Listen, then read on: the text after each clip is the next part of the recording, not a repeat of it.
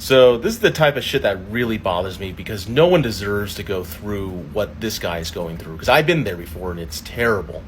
So there's a lot of misinformation out there regarding weight loss and what is the best diet and what's the best workout routine. And quite honestly, it can become very overwhelming because all of them claim to be the best one. When I was first starting out, I went through a series of diets. I went through the keto diet. I went through a vegetarian diet, a vegan diet, because I thought these diets were healthy. They were going to give me a six-pack. They were going to give me the results I wanted. And all that resulted was me being frustrated and having a horrible, horrible relationship with food. And quite honestly, I almost gave up altogether. So in reality, every diet can technically work as long as you enjoy the diet and as long as it's sustainable.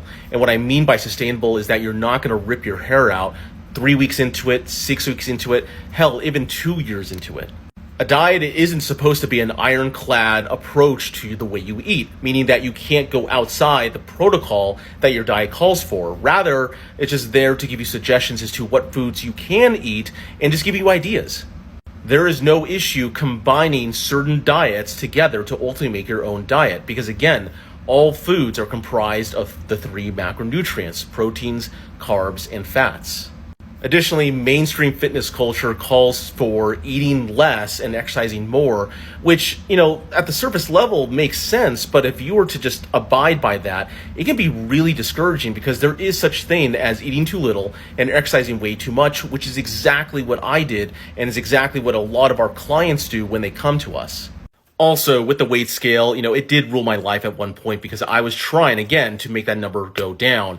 And what most people don't realize, including myself when I first started, is that the number on the scale doesn't capture everything that's going on from a body composition standpoint, meaning that the number doesn't represent entirely fat. A lot of people fear the scale going up, and that can affect your mental health, especially if you're focusing on this number, this arbitrary number that really doesn't mean anything, with the exception that, hey, you gained weight or lost weight. Well, that weight could be muscle, that weight can be glycogen, which is water, or it can just be food, the food that you're eating. What you ultimately want to focus on, in my opinion, is just focusing on getting stronger, feeling good, being healthier. These are things that will get you the results that you want.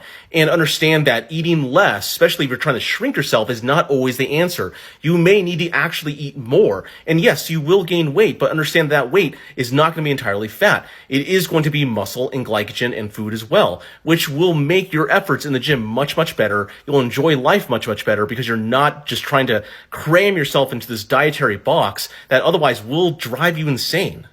3 minutes truly isn't enough for me to go over this, but if anyone, has any questions, please comment below. I'll be more than happy to personally help you and get you past this.